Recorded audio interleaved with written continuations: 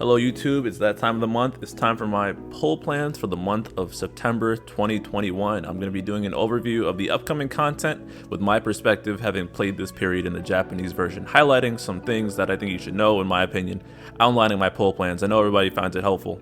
Before we continue though, be sure to like the video, subscribe to my channel, share this video around, and drop a comment about your plans for the entire month. I do play both JP and Global. Check out my channel, upload content for both versions. I also stream at least once a week on my weekly stream called The Ranting Hour. That was redundant, where I go more in between topics that I usually have on my mind, but I don't always have the specific time to edit together a video and string together my thoughts. So just getting a stream of consciousness out there is pretty fun. It's always a fun time. We're getting like average 200 viewers now. I'd like to see that go up. It's a fun time. So yeah, again, check that out.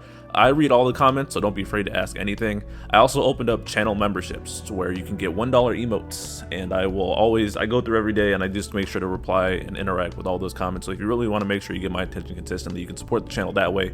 Also, the emotes are funny. I also do monthly JP retrospectives, that's a word, on content right after it finishes to give my initial takes. I'm going to link that as well, so you all can see how I felt about the content after it was fresh and how my opinions have possibly evolved since then. That being said, everything here is my opinion and impression. Don't take it as fact. I screw up all the time. Double check your sources, do your own research, come to your own conclusions. I'm fallible. Always seek out different points of view and aim to understand them all, where they're coming from, whether or not they are credible. I am a human with bias, so feel free to point out anything you believe I may have missed and we can talk about it. Can't get everything. The game's too detailed for that. This ain't my day job. Just doing it for fun, y'all. So again, I do these poll plans to give y'all an idea of what I'm thinking, but what you should be doing is not listening directly to me or trying to follow my path. Think about your own path and what works best for you. I'm actually recording this August 14th, early in the month. I'm trying to get ahead of things so I don't become behind per usual. So if there's anything I missed over, I might fill in some gaps because I'm doing it before the live stream. I might fill in some things here and there, but just know that I'm recording this then. Some assumptions might change down the road, and I'll either acknowledge it or I won't, but I'll make that clear later on. Anyways, the big thing that is expected to be coming this month is the Paladin Cecil RF sphere interaction change with the Brave Gain armor. So all those, if you were around for Paladin Cecil's raid and you farmed those 19-ish whatever spheres, you'll see them start to come into effect with Yuna. Other than that, this is a fun month to close out the end of Lufenia before we step into Lufenia Plus. I want to again push that units do not die just because there's a new difficulty of Lufenia Plus. Units you pull this month can persist on there with proper team building and proper play. So don't get that in your head, all right? A unit's longevity is tied to how willing you are to make them work and how long you're able to make them work, okay? Nothing else really matters. Orbs, fights change, but with enough proper team building, you can probably almost always pull something off. There's still some overall challenging fights, especially Transcendence 4, which is honestly ridiculous in my opinion. I'm also slightly restructuring how I do these poll plans clips in that I'm focusing a little less on the nitty-gritty, or even more less on the nitty-gritty of kits. So I'm not going to talk as much about like calls and high armor plus, and I'm going to focus more on like practical use and objective like strengths and weaknesses and where people or units might be useful in fights, just so I can not ramble on a little bit. And as for like the event and the orb and the mechanics, just going to talk about like what it is, good units, maybe sprinkle a little bit of my opinion in place, but I'm not going to try and pass judgment on the fight unless I know it's like cancer. Because I'm really bad at judging things outside of my personal experience, not using synergy per se. And I'm gonna put the polls, my plans at the end of the video, because analytics say people are dipping out right after I say that, so I'm just gonna put it at the end. Okay, but that being said, I think we can actually get into the content now. So let's keep on trucking. First, we have Yuna, one of my favorite characters in Chapter 3, Act 4, Part 1. That was a mouthful. I'm going to try to be objective here, but it's going to be very difficult. I have run Yuna tons, so I think I'm fairly familiar with how she works, but I'll break it down anyways. First off, she gets a rework.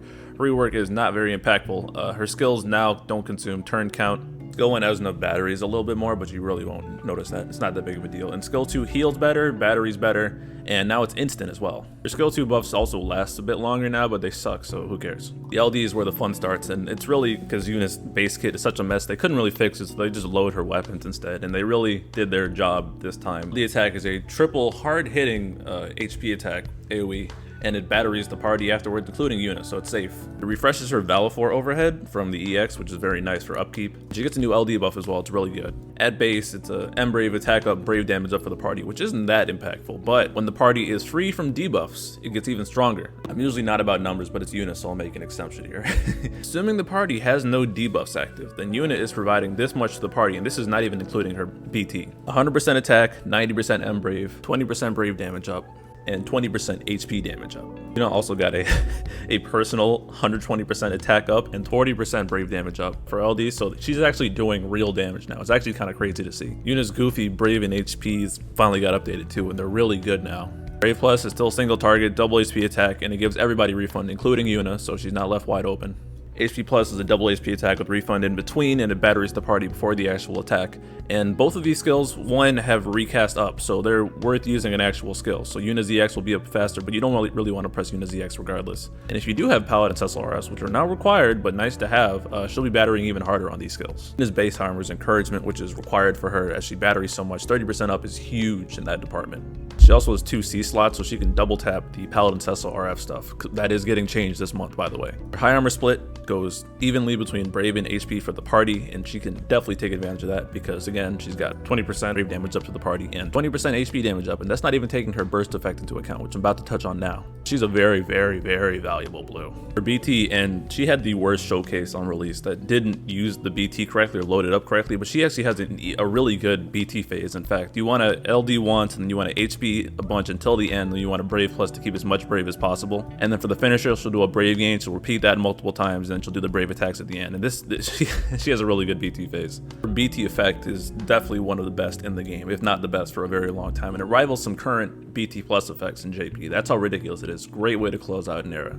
Assuming there is no debuffs active on the party, she gives 50% Brave damage to the party, 20% HP damage up, 20% Brave and HP caps up, and 20% overflow. Now if you add all this stuff together, assuming unit's blue and the party has no debuffs and the LD buff is up, this comes in at a whopping 100% attack, 90% M Brave, 70% Brave damage up, 30% Brave damage cap up, 40% HP damage up, and 30% HP cap up. Oh my god, Yuna Friend is viable. What a timeline. The calls honestly aren't that notable, but if you need to use Xande twice, both of her calls do that, and the base call actually extends party buff, so if for some reason you need that, sure.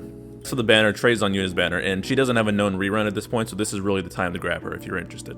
Now for my actual analysis. In practice with Yuna, you want to start with skill 2 and then LD to get all her buffs up. Skill 2 buffs really aren't that important, and honestly I forget to use it from time to time, so it's not that big of a deal, but skill 2 is a really big burst heal, so if you want to hold off and you know you'll be taking a lot of HP damage, since Yuna's actual HP regen isn't that good, you could do that. Otherwise, you're mainly just going to be pressing HP Plus with Yuna unless you need her to hold Brave afterwards, in which you press Brave Plus. I don't know which battery's better between the two skills though. Her LD buff lasts years, but refresh that when you need to or unless you need some quick damage, and hold off on your EX generally until you really need to refresh it.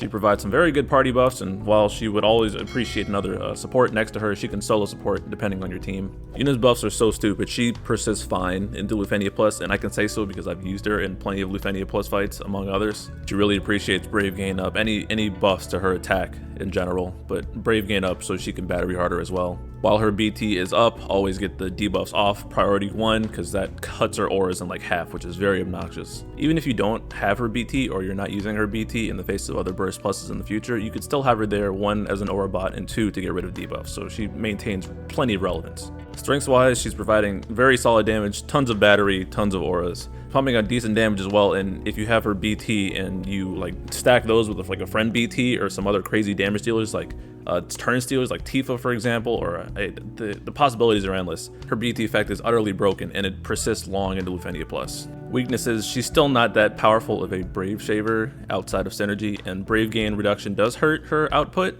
but she's still an aura bot at the end of the day, so her output isn't terribly necessary as long as you have units who can take advantage of her effects, and there are plenty of units who can take advantage of those effects, and that's not even including the caps. You become nuclear when Yuna's BT is up. Her biggest weakness is probably her biggest strength at the same time. You know, she's an Xande monster, she can help cleanse debuffs, but when debuffs are up, like her auras get like halved and it feels really bad. So like debuff heavy fights, you'd think like, oh, I can bring Yuna to get rid of the debuffs, but then her auras are just going to be at half capacity though most of the fight, which is really annoying to the point where it might be better to bring debuff immunity, or to, if you're going to bring Yuna regardless, just put debuff immunity beside her, but it's still an annoying quirk. One-off debuffs, that's okay, but like frequent, ugh. Doesn't mean she won't be usable, but it becomes annoying is all. And I did mention that Yuna's BT is strong enough to persist into Lufenia Plus, but then you are taking up the option of potentially double tapping another burst plus or another future burst phase, which might lessen Yuna's relevance in the party. But again, LD base auras are good enough, and she can be passable, but that is definitely a weakness. She'll be useful in a bunch of fights in her cycle, obviously, because they all debuff one way or another. Transcendence 4 specifically is pretty nasty with the debuffs, the left side being the annoying one. Bosses do start remembering to debuff you more often, at least that's what it felt like when I first had her in JP, so she'll always have a slot in the party if you need to get rid of debuffs occasionally. Alarms are going off in my head to encourage people to grab Yuna for Transcendence 4, as she is the path of least resistance there. Oh my god. Otherwise, just general aura bot, she can sit there and exist and help the party do damage, so she's a good benefit to your party all around in future content. As for the Lufenia for the chapter, it's an interesting orb in that it's plus 15 when you cleanse a debuff, but it's also plus 1 when the party doesn't have any debuffs. So it's actually possible to maintain this orb by just having a party full of framed buffs via like Hope and Penelo. Either calls are in the party, or maybe Beatrix, some shenanigans like that. I know it's possible. If you do get debuffed, it's not a good time. You can inflict EX gauge freeze, HP poison, unable to buff, blind, HP silence. Like, these are some really nasty debuffs you really don't want to get hit by. And the HP silence in particular is what makes it annoying, because it means that you can only use Xande moves that don't attack. So that means like Penelo's LD and Yuffie skill 2 get shut out, and they're also immune to their own debuffs. So this fight can be fairly tricky without Yuna, but there are ways around it. Obviously, Yuna's good for the fight. Frame buffers to prevent the bosses from buffing you are obviously very good. Debuff prevention, I don't know if they're guaranteed or not, actually. In fact, I'd lean toward it's probably guaranteed debuffs just to sell Yuna even harder, because if you're not pressing the Xande button or cleansing via calls, then it might be a bad time. So Penelo and Sayador calls are definitely going to be good here. Oh, and they inflict a warp debuff too, Eldnar style. So if you don't get rid of that, they're just going to take their turns back. This fight, it's got a lot going on. My plans for the event, well, I'm going to get Yuna's LD immediately. Gems, frame 1, no question about it. Getting that LD, not passing without it. 1, because the fight's toxic, and 2, because Yuna's a favorite. So I'm not gonna wait for that. Not gonna put that up to chance. I went for her BT pity immediately in JP. I'm not gonna rush to do that this time. I want everything in the cycle: Agrias, Barret, Yuffie. I want them all. So I'm gonna be pulling on all of them. And if I don't get the BT by the time Barret's banner comes in, I'm gonna gem Barret. I'm gonna go all the way to BT pity there if needed. As for the fight itself, one, I'm definitely bringing Yuna, but I'm gonna try and go the framed buffed route just because it sounds funny. I don't know who I'm gonna bring it, so maybe like Penelo alongside her, and Hope, Penelo or Hope somehow, and I could see myself doing another Sephiroth run there. Yeah, that makes sense. Probably Hope, Yuna, Sephiroth. That sounds decent enough. Let's see how it goes. In JP, I did Warrior of Light, Tidus, and Yuna, and that went fine as well. I'm excited to see runs without Yuna because it can be tricky, but I know some people, I'm done trying to guess who could be used on a fight because I'm terrible at judging it. So let's see what some people do. Agrias came on a special New Year's event in JP. I don't know what they're going to be doing for global, as I'm recording this in the middle of August, so regardless of what the event is, deal with it. I'm just going to talk about the banner. Agrias getting juice, baby. She's getting a rework and LD. Her skill 1 is now a double HP attack and it heals the party more. Skill 2 is now 100% AoE and batteries the party before the attack. As for her LD, it's really loaded. Party battery, and then it's a triple HP attack that refunds in the middle, split damage, and it gives her a bunch of new stuff. Stats people actually care about from the overhead are Brave damage up 20% and Brave gain up 20%. This is the exact same as Porum. She also gets 60% attack up on her limit break, so this puts her firmly into the spot of, I think it's like the 80-90 decent attack boost range. Additionally, her LD recovers a use of both skills, so Agrias can now become a skill spammer, which is pretty hilarious to think about how she used to play, which is just slowly crawling along with her HP plus. Gets a one-time use of a Brave plus that drops a stun debuff on all enemies, and it's Brave damage up 20% and HP damage up 10%, and it lasts until the enemy goes, obviously, but they're stunned. So while she doesn't have HP damage up as an aura, she does have a little bit more Brave damage up and slight HP damage up on this debuff, which can be nice. Her HP attack gets improved as well to battery the party, but I don't think there's ever really a reason to press this. You're more incentivized to just spam skills. I think I said incentivized wrong. Incentivized? Whatever, I'm leaving that in. And provided that you LD board Agrias, she actually starts with this Brave plus ready to go from the battle. So you don't need to use LD to get this going. So that means starting one and then 3 uses of LD, you have 4 uses of the special Brave plus to stun the enemy on demand whenever you want it. So now with skill recovery and these special Brave plus paralyzes, Agrias rises to the top as the best boss disruptor in the game. Is that the way to say it? Boss paralyzer, stunner? I don't know. There's also buffs with Nero LD that make her hit harder, but nobody really pays attention to the exact numbers. And she's got overflows to the party, both stolen and gained. Her high armor is encouragement, and she has a C slot, so you can throw Paladin Cecil's RF now, because that's a thing we can do now that the change is in. And her high armor plus split is equal between Brave and HP limits for the party, so it's a good investment all around. She can help you hit those caps because of the Brave damage up and the HP damage up via her debuff. Also the overflows. Regardless, you definitely want that base high armor because 30% increase is a lot. Her calls aren't anything special, whatever. As for the rest of the banner, Sayador is on here too, and he's getting high armor plus, whatever. He's not really relevant until his BT plus comes out, but if you wanted to grab his LD now so you don't have to pull it down the line with Ciaran, although Ciaran's pretty good at that point, so Sayador is really consolation at best this time around, but he'd be at least useful in Transcendence 4, maybe as a caller in the party.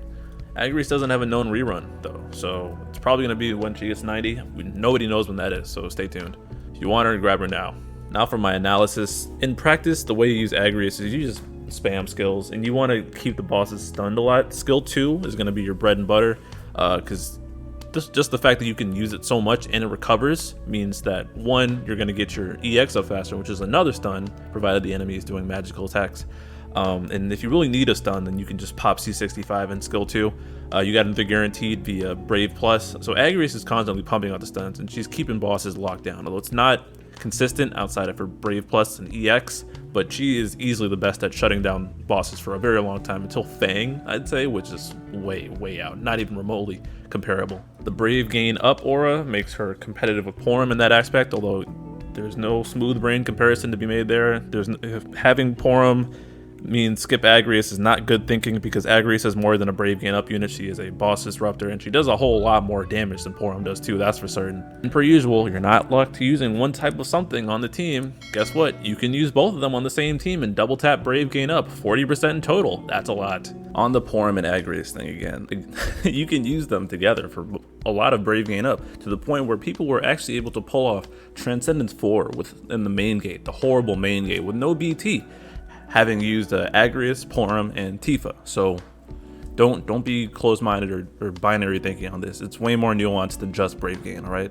But yeah, Agrias is really good at locking bosses down, and this is where she comes into play. She's got notorious use in 2 very stupid Lufenia Plus stages, that being Kate Sith's Mission Dungeon and Shulk's Lufenia, where you could actually cheese a fight by using Agrias' continuous paralyzes, and that's again why she has some prominence over Porum in that regard. They're different units, people. They're not just Brave gain units, because Agrias can lock them down and prevent some boss warping shenanigans. It makes the fight a whole lot easier. I personally used her there and was very glad I had her, but I also used her outside of that too, running her alongside batteries to boost them. Like, I ran her with Yuna a lot, and I ran her with Warrior Light a lot, and it felt great. And while Agrias does do more damage, she unfortunately still doesn't hit very hard, and she relies herself a lot on battery.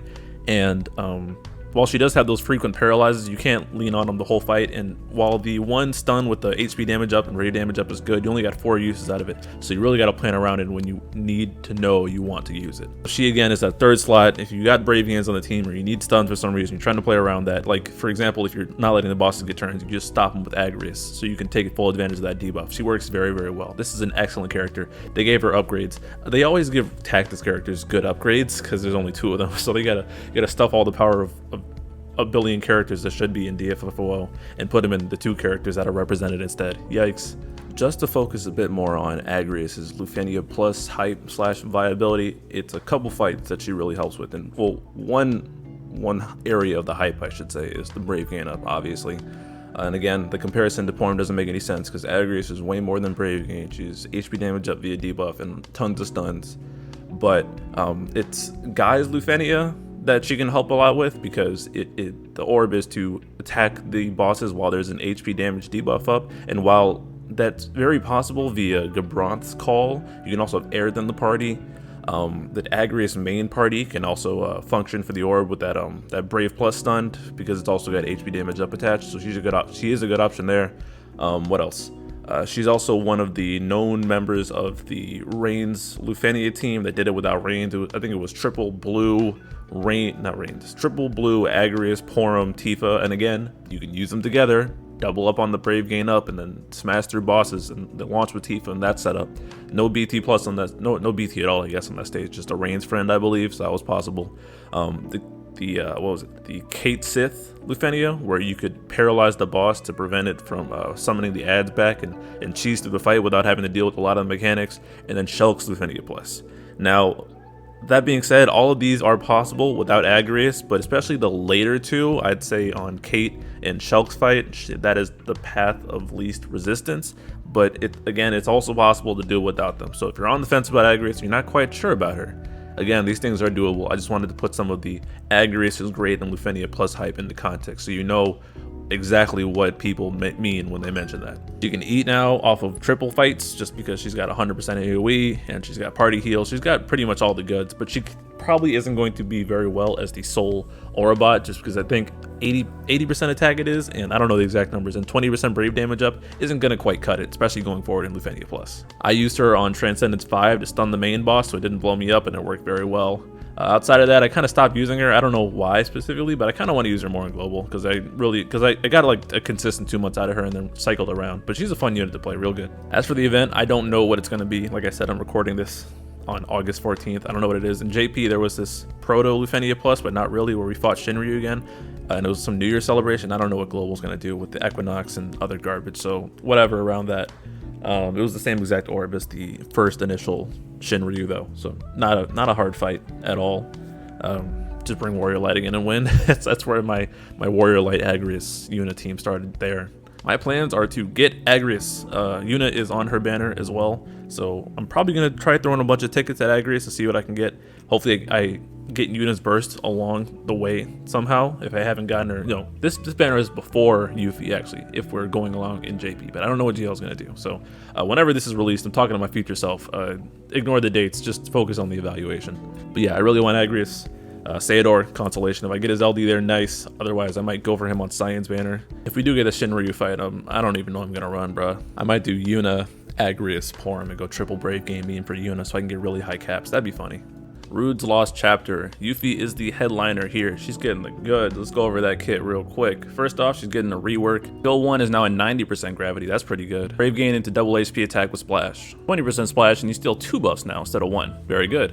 Skill 2 now inflicts 4 more debuffs, and they're pretty small. Physical, magic attack down, turn rate down, and poison. Just there to be annoying. Her I Brave, M Brave, attack down, and defense down also got upgraded to 40% each, which is pretty significant. It's a guaranteed hit, it gets more overflow, and Yuffie has a Brave game before the actual attack. Not the most impactful rework. She dispels better now, better gravity, and she floods the enemy with more random generic whack debuffs. Her LD in typical Final Fantasy VII fashion does a bunch of Brave plus HP attacks, and it grants her a new buff, and it puts the new debuff on the enemies. This frame debuff, which she has via debuff start on her LD boards, is attack down, defense down, speed down, and M-Brave sap based on how many debuffs are active on the enemy. So best case, 8 debuffs are active on the enemy, including Yuffie's framed debuffs, and this is why they gave her a bunch of debuffs that are random on her skill too. It's 40% attack down, 40% defense down, and 24% speed down, and 24% M-Brave sap, which I think is the highest M-Brave sap in the game. So this means in total, Yuffie has 50% I Brave and M Brave down, and 90% attack down, and 100% defense down, provided you get her armor. What? I actually just learned that. That's actually crazy. Wow. Anyways, her Brave and HP Plus gets updated. Brave attack actually HP attacks and batteries the party,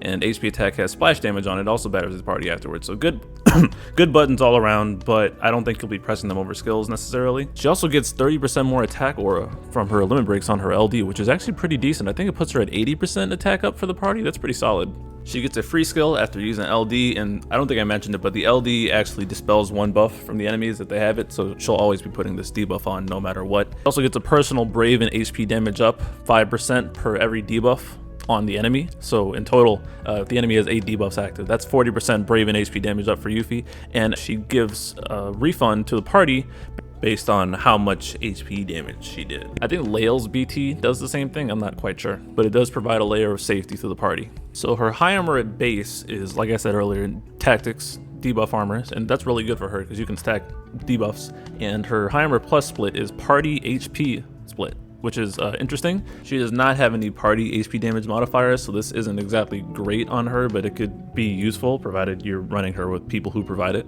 The best thing from her calls is to inflict her LD debuff provided you've maxed it out, but it's also decent as a pocket dispel. Base call dispels 2, LD call dispels 1. As for reruns, Yuffie reruns down the line when Balthier gets his LD boards on Ciaran's chapter, Act 3, Chapter 5, Part 1, which is way off. Now for Rude, he didn't quite get too much, just LD boards. He gets more Embrave for himself, he gets more Overflow for the party, and when his HP is at 100%, he gets a personal Brave and HP damage of 20%. Similar to Reno, I guess. Similar condition, I mean. Wait, no, that's not what I mean. I mean they got 20% Brave and HP damage up based on what they did. Whatever, don't. Rude also reruns, strangely, on the same event as Yuffie, Act 3, Chapter 5, Part 1, but he's on Ciaran's banner. Don't read too much into it. Yeah, that's it. His LD call is cool on paper, but I don't see when you'd actually be using it, but it just gives the party his LD effect of converting the overheals into bravery. Now into my analysis. Practically, you'd be using Yuffie for the debuffs now that I know she has freaking 100% defense down with her armor. That's crazy. She's got battery, she's got decent damage, so solid stuff all around. Dispel and cleanse, nice combination. Kind of that third slot character, I'd say. There's a lot of strength in that high defense and attack down, although it could get problematic trying to juggle those generics. It could definitely also be very beneficial at the same time. As for weaknesses, she's still not putting out that much damage, so she's not going to be primary damage dealer, but that's not a big deal overall. She's still got a solid kit in its entirety. G2 is useful on Transcendence 4, obviously her own fight, and if you're having trouble with Yuna's fight previously, you can go back and use Yuffie there. Although she can't throw back the debuff, she'll still be valuable for the cleanse periodically. That defense down in Transcendence 4 is going to be very, very handy. Now I understand why people liked using her there. It makes perfect sense now in hindsight. I know she's popular in Transcendence 6 for similar reasons. The debuffing, there's a debuff condition in the last wave that Yuffie can help fulfill. Outside of that, Yuffie can pretty much go anywhere. I mean, there's a dedicated JP Saga Yuffie guy. I forget what he's called, but he's been running Yuffie in everything. Rude's the exact same, bro. He's a little bit better, but nothing groundbreaking. As for the fight, the orb is a sap orb. It's the triple bosses again, but they don't have as much toxic mechanics as the Lufenia on release, thankfully. But this fight gets a little tricky because they need to take a turn, provided it is possible, let me get this out of the way, it is possible to just damage race them down and not have to deal with the orb. At thresholds, however, they're going to throw up a debuff that prevents you from gaining brave, so you got to get rid of that. But you can actually get around this completely because it's not a guaranteed debuff, so you can actually, I believe you can either dodge it, or you can just use debuff immunity like Aerith or Lena or Ignis. If this debuff is up though, it's a freeze, so you're not going to do any damage at all. This stage is easily the least threatening of the 3 fights in Unicycle. This actually becomes the beat up stage, the test stage, so go nuts with this, really. The sap orb isn't terribly difficult, neither is anything the boss does. I remember I ran Leon on one of the fights, or I re-ran it with like Leon and Aerith and somebody else, and it was hilarious, because they just couldn't hit me and they couldn't debuff me. So either bring debuff evasion, Aerith, Ignis, Lena could possibly even work. AoEs are great, Squall, Strago. Get rid of the debuffs with Yuna, Yuffie. I don't know who else threw out. Oh, Balthier. Duh, Balthier should be good here too. And just throw a sap up. You can do that via call and just let them get turns occasionally, or you can just race it down. Tons of options here. Not a very restrictive fight. My plans for the event are to pull Yuffie. I will have a lot of tickets by this banner, and I'm going to unleash the horde of tickets at her. I got robbed in JP. I think I went 700 deep and didn't get her and gave up. And then I went like, what was it, 500 after on Barret and didn't get him either. And I was capped on tickets, and I went from capped with tickets in the mailbox to 0 with nothing to show for it. It felt really bad, but I really want to get them both this time around, and I'm gonna blue them both because Yuffie became one of my favorites after the 7 remake DLC. So yeah, Yuffie hyped through through the roof. Knowing that she has those strong debuffs now is making her even more appealing to use. As for the fight, I'm definitely running Yuffie because she'll be my new unit to play around with. I want to run Sephiroth because 3 targets. Maybe I'll run Warrior of Light again for higher HP caps because that would be triple blue across the board, and I could see that being very entertaining. In JP, I ran Yuna, Warrior Light, and Agrias, and that was also a triple blue team at this point, I believe, and I kind of just ran through them, not really having to deal with anything because Agrias did a ton of AoEs, and then Yuna's burst effect being up. It was kind of disgusting. Very excited for Yuffie. I mean, I did end up getting her on Balthier's banner in JP, but I didn't use her at all, so now I'll be able to use her when she releases, and it should be a good time. Barret and Transcendence 4. There's a lot to unpack here. I'm just going to get out the gate. I love Barret, but Barret's probably the most disappointing unit of the month, and I hate to say it. It hurts, man, it hurts. He got a Ferris level rework. His skill 1 now just splashes 80%, that's it. His skill 2 attack didn't change, but the avalanche stacking frame buff did. Barret now provides more attack and Embrave to the party and himself. The buff's got 25% more attack and Embrave to the party and 10% more for himself, so in total, he's getting 35% attack and brave up from his rework. His LD attack does the FF7 thing, where it's a bunch of attacks with refund in the middle. He gets a new stackable frame buff from this LD. At max stacks, it's giving 30% brave damage up and 15%, yep, the 15% I made fun of Rosa for. Barret got it too, 15% HP damage up, damn it. Also at 3 stacks, kind of Emperor Kryl Vaughn style, his brave will not drop below 10% of his brave. He's also given the party 100% crit rate up. Barret also gets a personal brave damage up 30 and HP damage up 15, so this means he gets 60 brave damage up and 30 HP damage up in total. On top of all of that, he has 120% attack up on his limit break, so he got a huge stat boost from this LD. He starts the battle with 1 stack of this buff, so you're going to need to use the LD twice to get it to max potential, which is annoying, and it kind of doesn't make any sense. His high armor support and his high armor plus has even caps between brave and HP. Nothing really notable about his calls either, but his LD call at least gives crit rate up and brave damage up 20%, so that's decent, but again, I don't know when you really want to bring that, except for maybe Arenea's Orb, maybe, or Lost Chapter that is. For banner reruns, his banner reruns when Kayn gets his LD on his Intertwined Wills thing. Now for the analysis. Man, I love Barret, but they did him real dirty here, I'm not gonna lie. He's supposed to be the party buffer that also brings a decent amount of damage, brave damage. And I used him a bunch in early chaos-ish, and he was fine there, but his damage was never the best, but I just pump him with batteries.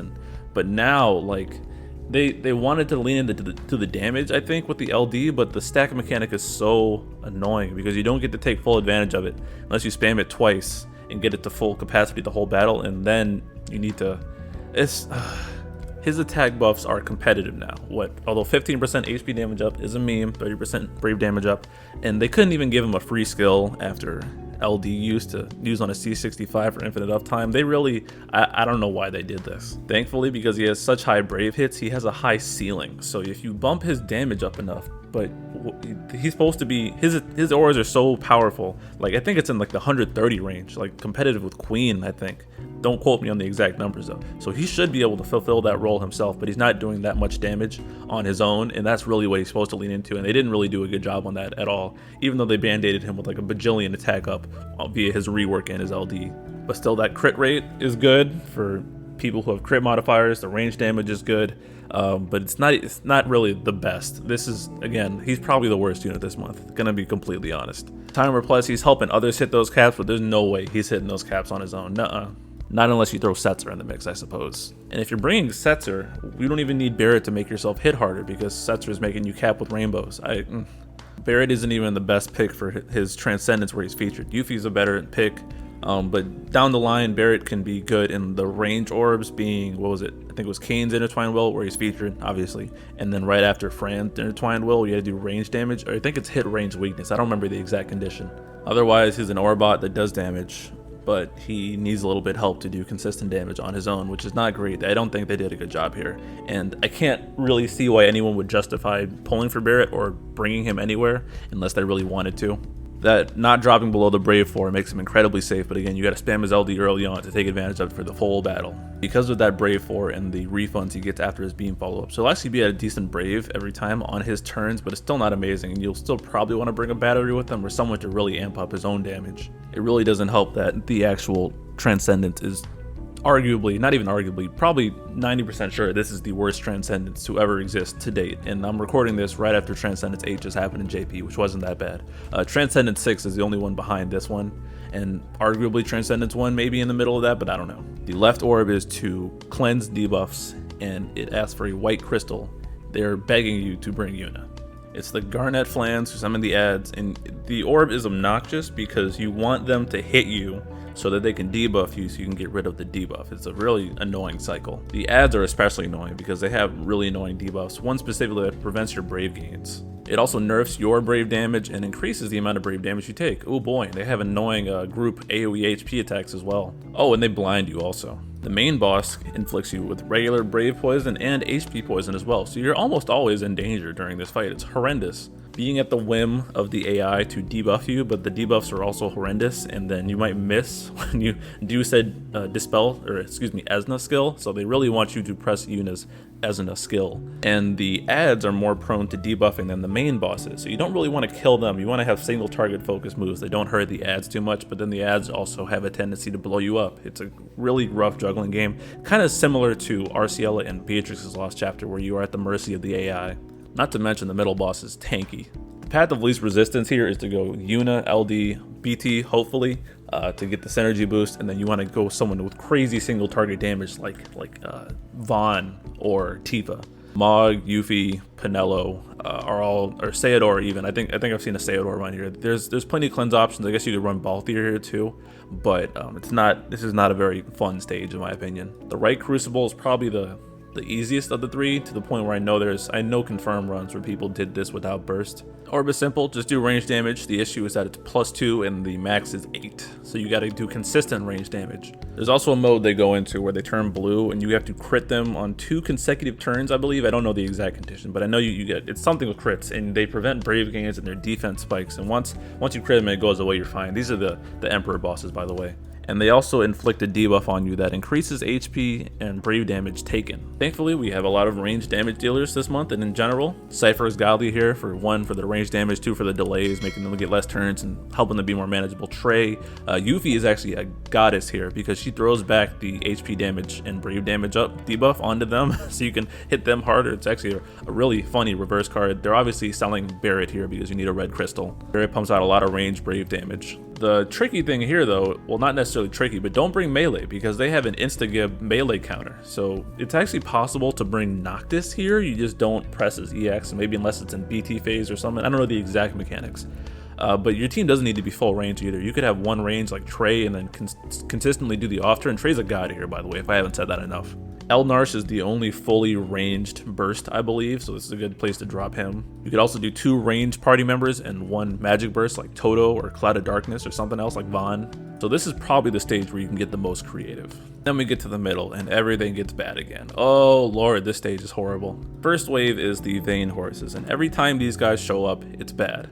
Well, Vayne's Lost Chapter thankfully wasn't horrible, but Transcendence, well, not Transcendence, Entropy 12, wow, that was such a long time ago, and now here they are again to be annoying. The orb is to have 12 or more buffs on the party at a time, which isn't quite exactly an orb. Yuna can do this alone with her random generic buffs. You can actually accomplish this via call like Saz or Beatrix or something else, or maybe Hope, if you really need the buff space, but otherwise it's just the usual toxicity from these guys and that they can just blow you up on a whim. That's why one reason why Setzer is popular here. Also, they get really high defense, and this whole Transcendence, I believe, is 65 turns, which is actually hilariously tight, especially when the bosses are so thick. Again, why Setzer is popular here because of the high defense. You can just rainbow through it. And I don't know if I mentioned this yet, but there's a known run here of Porum, Agrias, and Tifa. No BT at all, but just raw brave gains and just pumping out those numbers. So yeah, these guys are thick. Their all attack is really dangerous. You have Setzer, you wanna try and freeze it at least. Burn each of your freezes on these. Otherwise, you gotta brace for impact somehow, because getting broken is usually just a death sentence to get this against this. Warrior of Light call could help mitigate it, or maybe 9 call with the shields, but it hits hard. Oh, and they have the Alexander mechanic, where if you take too many turns in a row, they turn yellow and they don't take any more damage until you get a turn. So Tidus, not only does he get melee countered on the right side, he's not fun here either because you need to slow down and let them get turns eventually. Now, while it is possible with Tidus, I know it is possible, not advised. You're probably better off saving him. And the last wave is another deceptively easy orb. It's just, take critical brave damage, +2, max 12. It's a Sanctuary Keeper reskin, which means it has the annoying parts of the heals and the AoEs, and this one is the worst incantation by far. This stage gets called a Proto-Lucania Plus for a reason. Brave reduction is high, and they get defense spikes throughout the fight as well. Not only that, but they can delay you. I think it's a 3-turn delay at some points and a 1-turn delay, so your turns can get all messed up, and if you're not managing the orb right, then that's just a GG. They too have the anti-turn steal thing, so it's after 10 turns again. If you don't let them get a turn, they're gonna turn yellow, and you can't hurt them. So that means GG to the orb as well. Not only do they increase their brave damage reduction at thresholds, but they increase their defense too. So defense ignore stonks through the roof again, or just defense down debuffs in general. The crit orb, well, Barret's LD will guarantee you'll be hitting crits regardless of what they do. They get Warrior Light Shield at some points too. Like every annoying thing is pretty much in this fight. And it's 65 turns, so if you don't go fast enough, you're really gonna want to bring your top of the line damage. You want to also live because these guys are dangerous too. So all the people who burn Porum in tier 3 might want to consider freeing her up maybe. But yeah, you want to drop their defense down. Like Jack Call, Ferris Call, Yuffie in the party. Not Cypher. Cypher in the party is not a great idea. One, because the damage race requirement, or the low turns, I should say.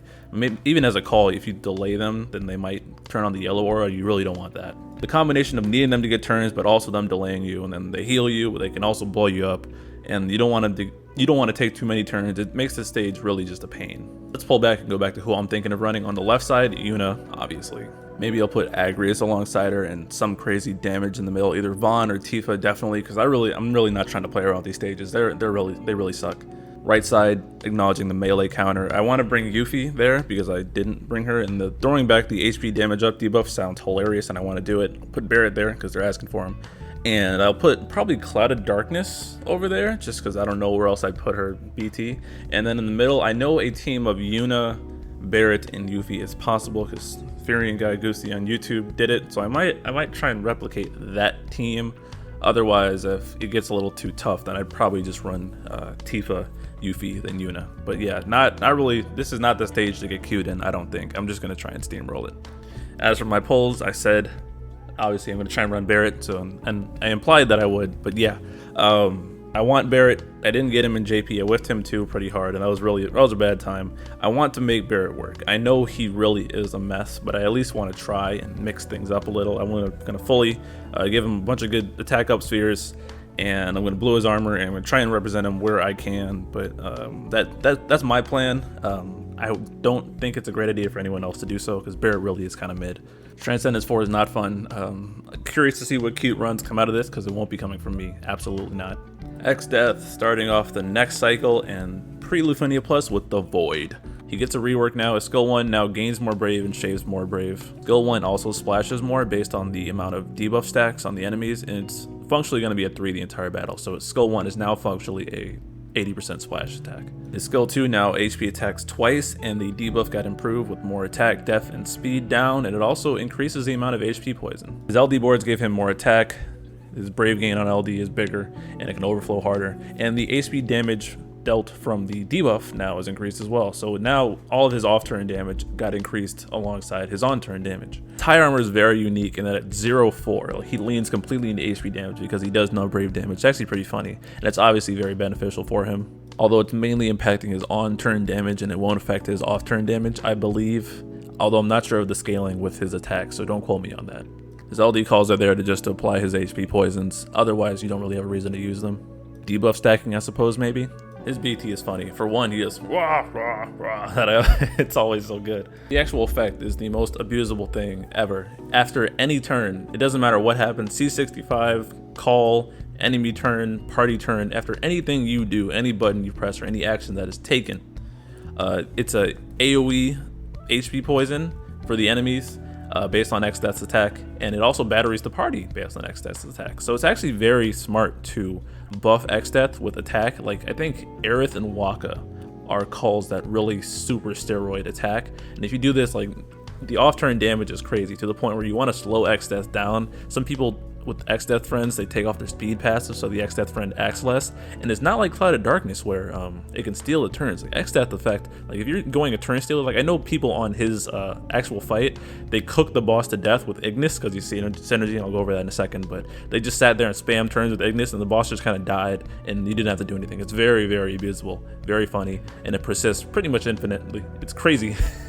Exdeath has no known reruns at this point. We don't know what his BT plus and 90 is going to be like, so if you want Exdeath and his BT, this is the time to grab him. As for my analysis on Exdeath, he's really just the same off-turn damage character. Most of his damage is coming from off-turn damage and poison ticks, and people don't realize it. They focus way too much, in my opinion, on his on-turn damage, and there's also this notion that he dies at Lufinia Plus that I think is wrong, and this is easily going to get proven wrong with people who are dedicated to running Exdeath.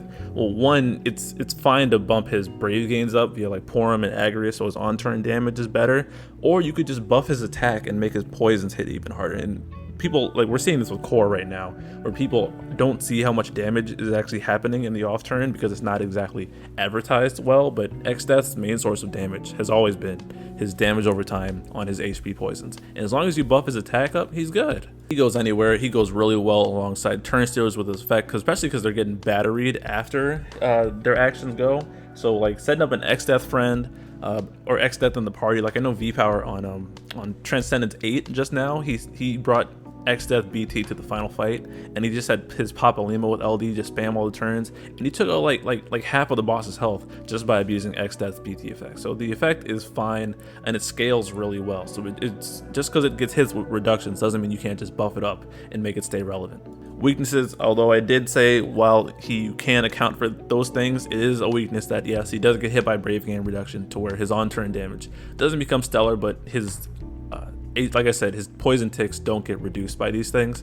So you can't always expect him to be doing that much on-turn damage, and it doesn't quite work with everything, especially because it's consistent damage over time. If you're trying to pump out the turns, you're trying to get something done fast, fight against the orb, Exdeath may not always be the best choice. Useful fights going forward, not much comes to mind. I know Ida's, when she got her LD, there was an HP poison orb that Exdeath could do. You could also accomplish this by just using his call, actually, so it wasn't even necessary there, but he could be in party and it'd be fine. Otherwise, he's, again, just a really flexible unit. It just is up to the user to maximize his potential, and I understand that that might not be for everyone, but he is powerful in his own right. Ciaran's up next. He's getting LD boards only, no rework. Ciaran's LD attack is a lot better now, and it also extends his buffs, so he has better longevity. He gets buffs to bring himself up to par, and the big ones are he gets party brave damage up 30 and party HP damage up 20, so he's settling back in as another great aura bot. He also gets a new HP plus from this. It's a double HP attack with refund in the middle, so now his new HP plus is his highest damage move. He's back to being the aura bot that has a sizable amount of damage. The battery from his HP plus is also tripled. Hopefully the Rude has better auras meme can die in a burning fire now. His Hammer plus is Brave and HP split. Makes sense. He's got Brave and HP damage modifiers for the party, so you can help hit those caps. And he's got the support base, which means higher HP caps overall. And for his calls, we already have his base call, it's just damage. And his LD calls isn't anything really special either. It's just a very minor stat boost. You won't use this. As I'm recording this, there's no known rerun for Ciaran, but there's a rumor that he's getting a burst soon, so stay tuned for that. Ciaran still plays the same overall. He's there to support the party, gives regen, eye brave up being huge, best friends with Warrior Light as usual, and now he's helping Warrior Light's damage out as well with the HP damage up and the Brave damage up. So Warrior Light, Ciaran third, it was already nuclear, and I just proved this on, what was it, Queen's Lufendia a couple weeks ago, and now they're back at it again. Otherwise, he's just an aura bot that sits there. He's not amazing by any stretch, but he's still solid overall. Obviously, his EX still really sucks and you never want to press it, and his HP plus being his best move kind of makes his kit kind of clunky, but overall he can still do the job. There's nothing he'd really shine in per se, but he's just a straight up aura bot with decent damage, so he can fit pretty much anywhere. So while he doesn't shine per se, he does pretty much work everywhere. Next we have Lion, who nobody really knows anything about. I always forget she's in the game, but she got actually really good upgrades. Her LD hits really hard, and it gives her a new buff called Bully. The sizable amount of attack from this buff and her limit breaks on her LD, but the big stuff you really care about is critical Brave damage up 50% and HP damage up 20%. Additionally, now Lion's whole setup and do the non-hide attack and then get the special version afterwards, you just completely ignore that now. She's always just running at full steam with her special attacks. She also gets a nice follow-up from her LD. This follow-up is a double HP attack with Splash, and it dispels a buff from the enemy and leaves her with Brave afterwards, so it leaves her incredibly safe. Just make sure you're targeting someone who isn't targeting Lion, or else it won't hit that hard. If you didn't know, Lion has like I think it's an 80% weakness damage up modifier when she's attacking people that are not targeting her, so it's always best to run with tanks. She also gets a special Brave plus from her LD. It also makes it so she can jump behind an ally Kais or Lael style. This is alright if she needs to make sure that they take a turn so she can trigger the condition on her EX. It kind of fixes a hole in her kit. And what's even better is that it will always follow up. It's kind of like Noel, where if he breaks with his Brave plus, it'll trigger his LD follow up. Same thing happens with here. Lion will Brave plus and then follow up afterwards. So this turn is not wasted. Her call is low-key kind of good, but I don't see why you'd use it, but it's crit Brave damage up and HP damage up 10%, which would actually be pretty good for a burst phase, actually, now that I think about it. Overall, Lion is a pretty solid damage dealer now. She got a bunch of offensive buffs, and she can definitely keep up now. She's always been a sleeper just because she's not very popular, and I understand why. She's kind of goofy. She's got a really big forehead. Like, her forehead's enormous. I can't get over that. Like, it's like half of her face. It's kind of weird. Anyways, I know Alpha No on YouTube used her a ton, so he's probably a more authoritative source on her, but she definitely got some good stuff. She's probably just going to be overlooked because lack of interest in the character, which is fine. I mean, the three people who love FF11, I should say, they're going to enjoy her more than likely. She's a better dispeller now. I actually had no clue that her follow-up dispelled. That's pretty good, but when Dispel's needed, it's good, but we don't always need it, etc., etc. Lion's always been a sneaky. I guess that was an unintentional pun. She's been sneakily very powerful, just not on anyone's radar. She's pretty easy to slot in a team as a main damage dealer. I know Alpha No used her. I think it was in Garnet's Intertwined Will and some other thing. I don't know off the top of my head, but her data is definitely out there, and she could definitely hold her own. And she's got the attacker high armor plus with the 3-1 split for brave hits. It makes sense because she's got a million brave hits. Lion has a known LD rerun on Snow's Intertwined Will when he gets his LD and rework. Ignis also gets his LD rerun here, and he gets high armor plus, and then his next rerun is when he gets level 90 alongside, what was it, Tidus. The orb is HP damage from a debuff, which is literally just Exdeath plus 10. There's also a secondary orb that people don't know about, but you can, if you do 2 debuffs on one turn, it's plus run. So this means people who, if you run a team of full debuffers and then don't let the boss get many turns, like for Terra, for example, I know of one team with like Terra, Yang, and a Cloud of Darkness friend, because Terra debuffs on both of her skills, AoE, they were able to do this fight. But Exdeath friend, Exdeath calls are also viable here. It's very possible to just get around this orb. It's not as restrictive as it looks. It is the Exdeath boss, so don't break them when they go into a mode, or else you're gonna get countered, and that's not a good time. I think Warrior Light chooses this again. I think in JP I ran, what was it, Yuna, Exdeath, and Warrior of Light, and just kind of sat there and laughed at the boss. But Exdeath chooses it, but it's definitely possible without him in the party. I think they buff themselves at points, so that's probably why Lion would be decent here, and she's single target, so I only think one of them goes into the counter mode at once, so she can focus just on one, and it ends up working well, and her skills debuff as well. My plans for the event overall, I already have Ignis's LD, I already have Ciaran's LD, and I already have Exdeath's LD, and I have no interest in using Lion. She's definitely very powerful, but I'm just not going to use her. I have DPS that I already use, so I mean, I don't need her. If I wanted to use her, I would. She'd be fine, but I'm not going to do it. So more power to the people who are going to do it. She'll do fine. No need to touch this banner because I have everything I need. I'm not going to chase the burst. I had Exdeath burst in JP, and while I did like using him initially in Synergy, Lufenia Plus came right afterwards, and while I could have used him there, I just wasn't. It wasn't for me. There were more units I wanted to prioritize. But again, there will be people who run Exdeath in those fights and prove any people doubting him wrong, so don't be on the wrong side of that, because it just never works.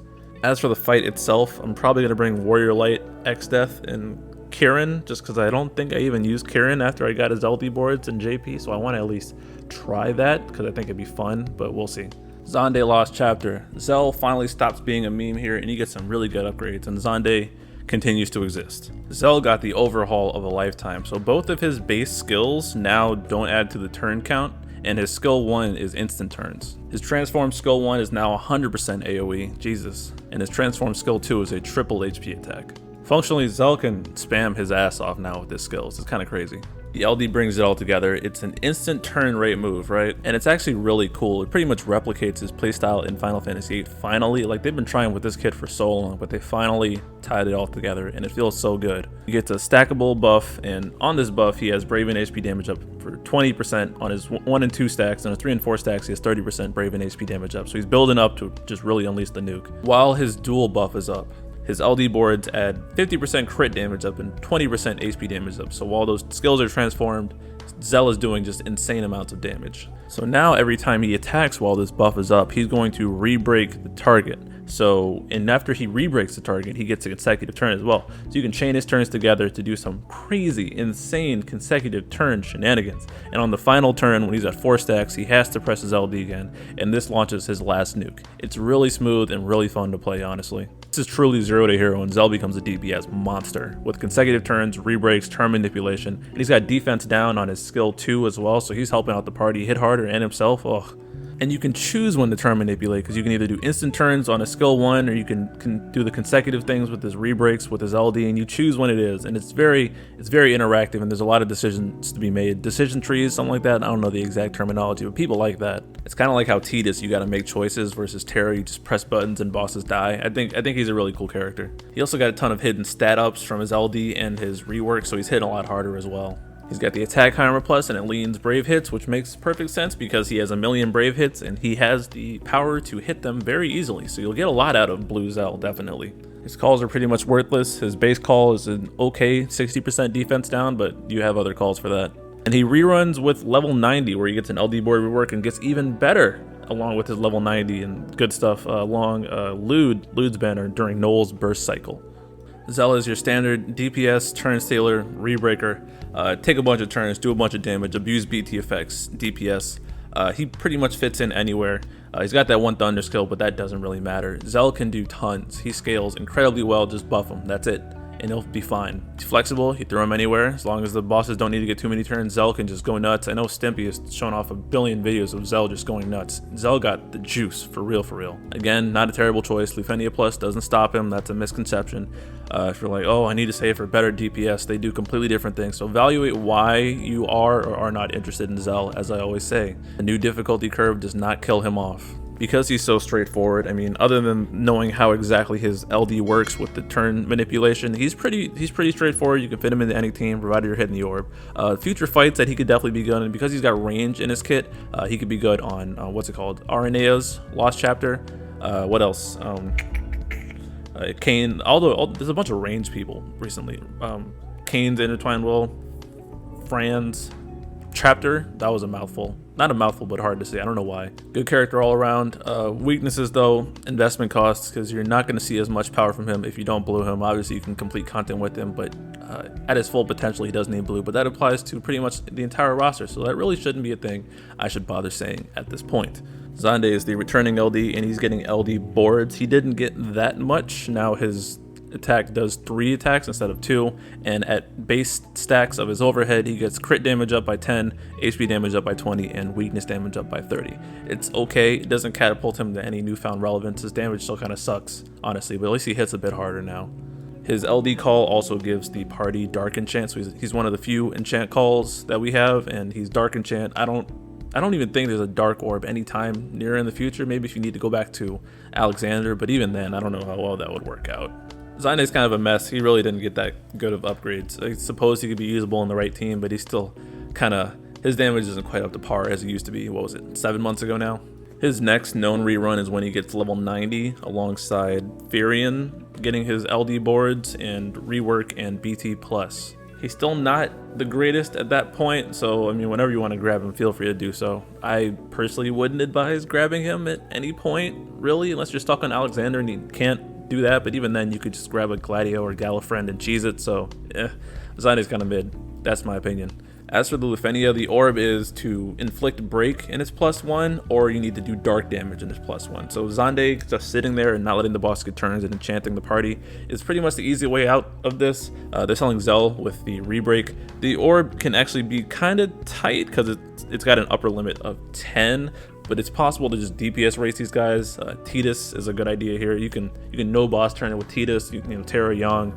Sephiroth friend, Sephiroth in the party will mean that you can get a bunch of breaks off, so that's an option as well. There's plenty of stuff you could do here, and it's not nearly as bad, not nearly as mechanic heavy, and they don't have the same unit shutout restrictions that they did previously.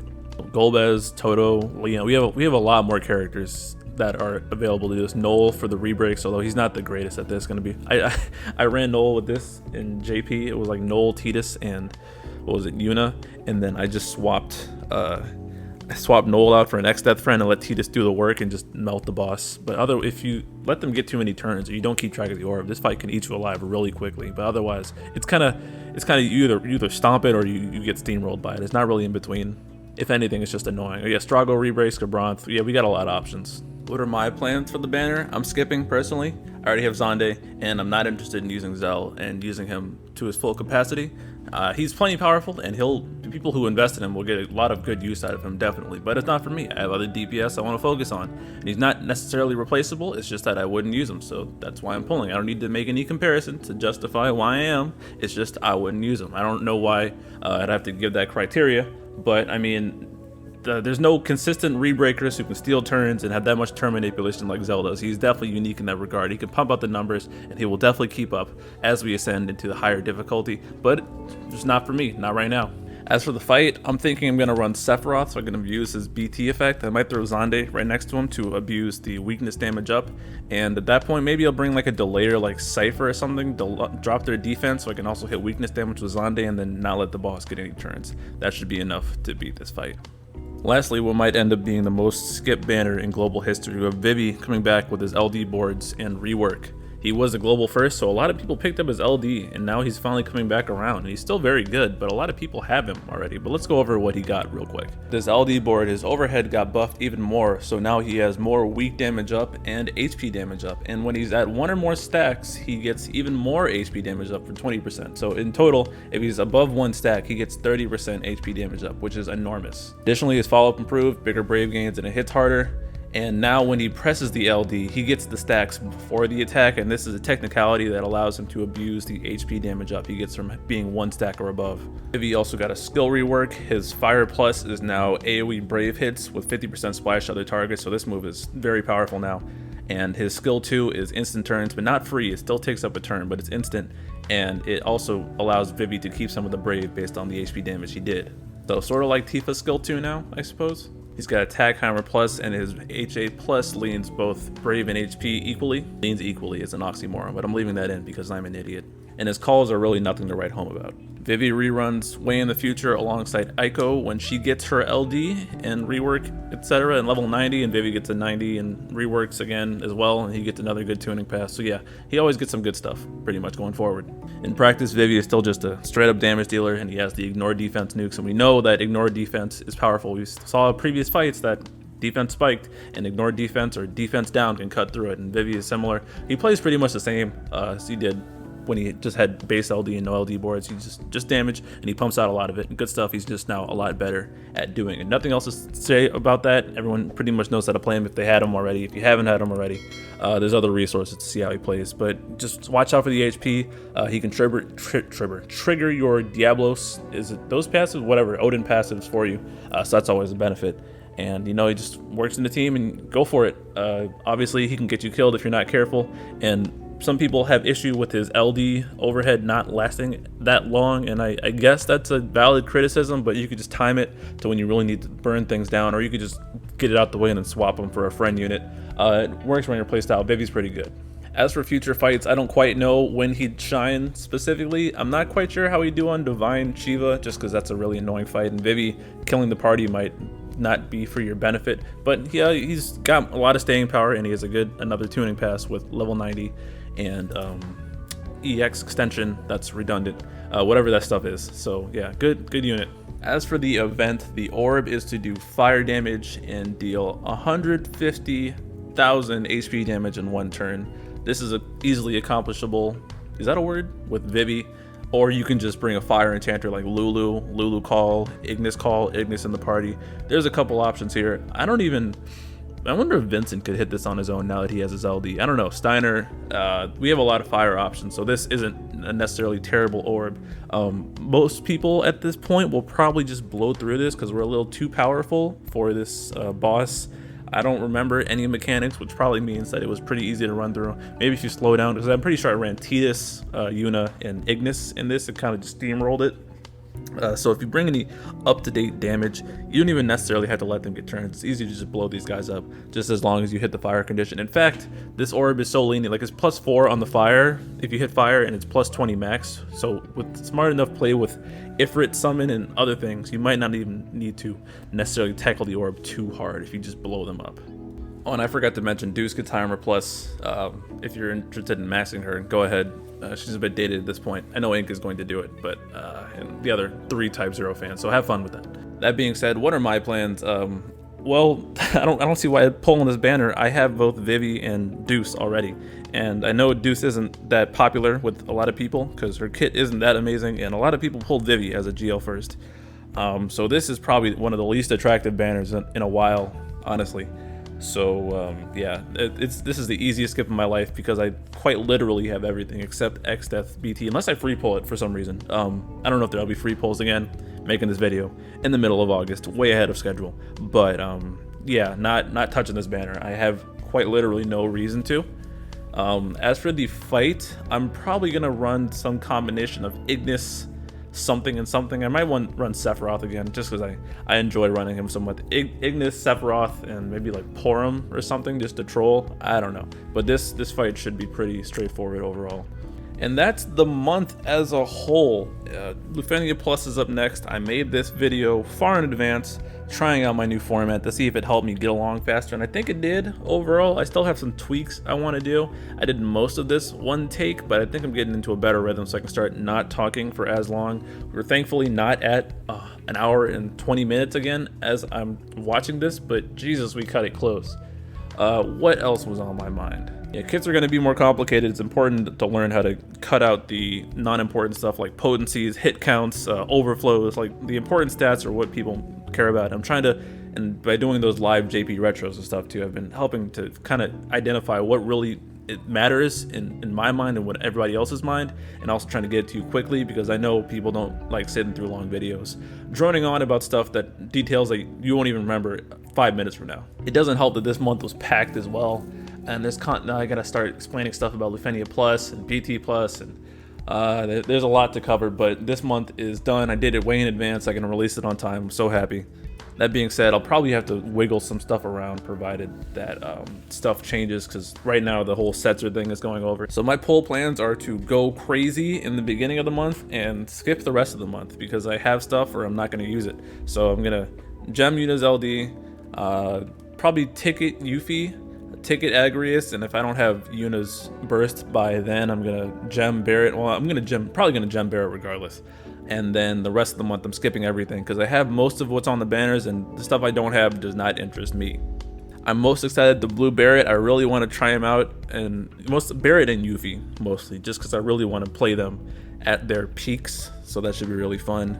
And I'm least excited for Transcendence 4 because running that back again won't be as fun, but at least running it with Yuffie might be entertaining, at least now that I know she has so much defense down. Like that really blew my mind. Per usual, let me know your polls in the comments. Love to hear it. Love to talk to people. Be sure to like the video, subscribe to my channel. I think I did a pretty good job this time around. Comment. I already said that. Okay, never mind. Scratch that part where I said I did well. But I do read all the comments, and you can support the channel if you like. You can get emotes, $1 membership. I might increase the tiers later, but who knows how that'll go. Have a great month. Hopefully I didn't screw anything up in advance, although I probably did making this so early, but it is what it is. I got it done. It's on time. we adjust and we learn and we get better over time. That's what happens. And I encourage you all to create content, maybe make videos about your poll plans. It does help to create dialogue and snuff out hot takes and just good stuff like that all around. The more people that are creating content, the better the community can be.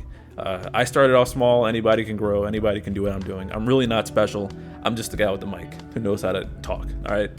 On that note, have a great existence, life, month. Good luck on your polls, and I'll catch y'all later. Peace.